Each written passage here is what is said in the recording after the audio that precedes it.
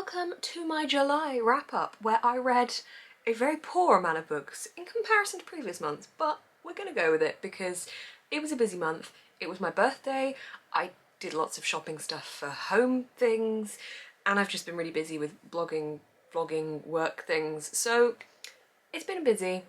And the books I've read have been a little slow. Well, that's a lie. I started the month on a slow book, so that kind of didn't slump me, but it slowed me down a bit to start with. And I also decided that this month I wanted to read slower anyway, because in the past I've been reading books so quickly that I have been struggling to actually remember the plot and remember to actually stop and enjoy the book I'm reading and think why I love literature. So I decided this month I would read slower, remember the books more, and enjoy them more. So that's the result that you're gonna see here. There are 6 books to wrap up. It really isn't a large amount, but here is my super speedy July wrap-up. Book 1 was on my Kindle and it was A Deadly Education by Naomi Novik. I was sent this one via NetGalley to review, have since done that. I'll leave a link to the review down below. This one came out as a 3 stars for me. This is all about some kids that are in a magical school, and basically the only way you get out of this school is either die or graduate, so it's a bit morbid. There was definitely the morbid feel throughout the whole book. There's monsters, there's magic, there's no teachers in this school either, they kind of teach themselves. It was intriguing, but it was slow and it felt isolated, and for that reason I didn't enjoy it as much as I wanted to. So 3 stars. I feel like every time I try and film, my mum squeals at the dog, so I apologise for that. Then we have got Slay by Brittany Morris, which definitely picked up my reading. This one I gave 4 stars. This is about the creator of a VR game that is exclusively made for the Black community, and unfortunately within this game, in real life, somebody dies because of the game. And it is about the repercussions of this, the involvement of the main character, the creator of the game, in how she deals with this, how she remains anonymous. And it was really interesting because of the way it talked about having a safe space and creating this unique environment. I really enjoyed this one. I like the VR type of books. Ready Player One was like one of the first ones I read of that kind of genre, and I've read a couple more since, but this one was really, really good, so I really enjoyed this one and gave it 4 stars. Then I finished Nimona by Noelle Stevenson. This was a really lovely little graphic novel. Kate from Reading Through Infinity bought this one for me for my birthday, and I gave this one 5 stars, and this even made it onto my list of top 10 books of the year so far because I was trying to vary the list and put different stuff on there to what I would normally go for. So this one is a graphic novel that follows a villain and his sidekick, and I don't really get the impression he wants to be the villain, but he is basically going up against the hero. They kind of have a little bit of a love-hate thing going on, and I really enjoyed it. It was very cute, it was very funny, the humour was really what gave it the 5 stars for me. It was just enjoyable to read and it was fun, so 5 stars. This one is a little bit big, so this is going to be a bad throw. The Tea Dragon Festival by Katie O'Neill. This is another graphic novel. I read 2 graphic novels this month, which kind of means that I read even less because the graphic novels are very quick to get through, but I'm gonna run with it.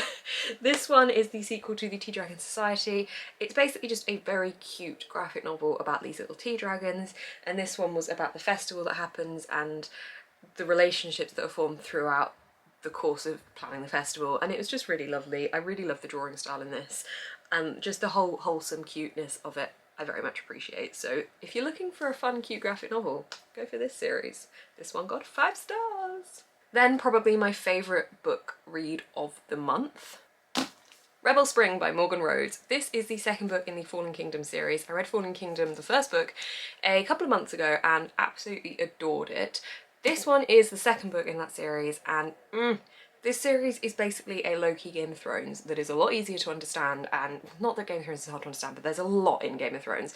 There's less in these in terms of like bulk and description, which I personally think makes them a more enjoyable read. I definitely prefer reading this series to reading Game of Thrones.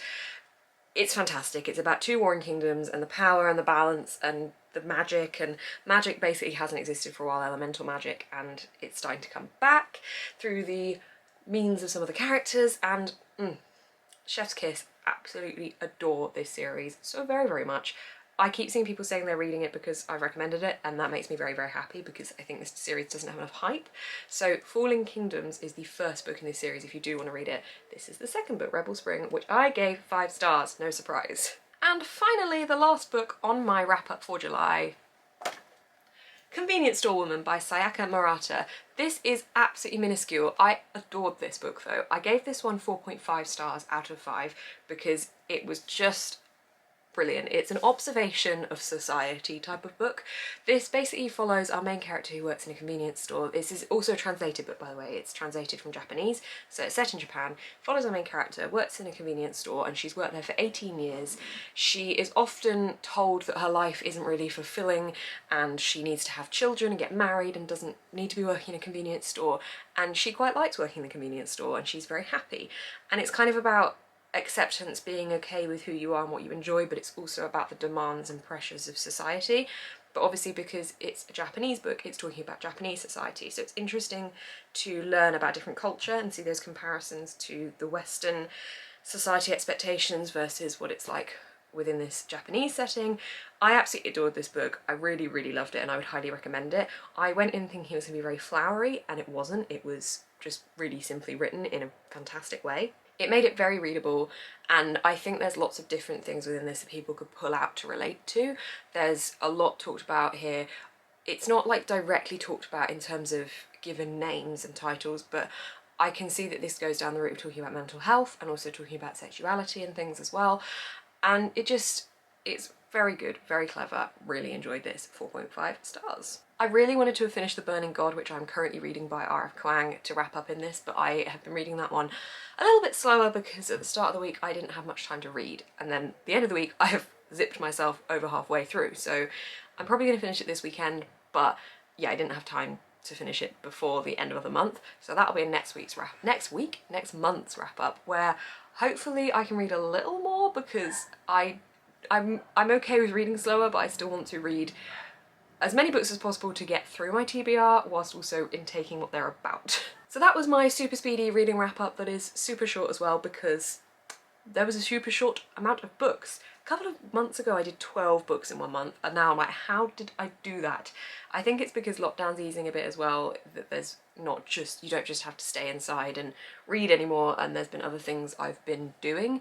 Like last weekend on Sunday I went sofa shopping because I needed to do that, because you have to buy a sofa really far in advance, so I probably would have been reading, but I was sofa shopping. So I hope you enjoyed watching this video. If you did, give it a thumbs up. You can comment down below what you read this month, last month, or what you thought of the books that I read. If you've read any of them, I'd love to know your thoughts, and you can subscribe to see more of my face on your feed. Thank you so much for watching, guys. Keep smiling and stay positive.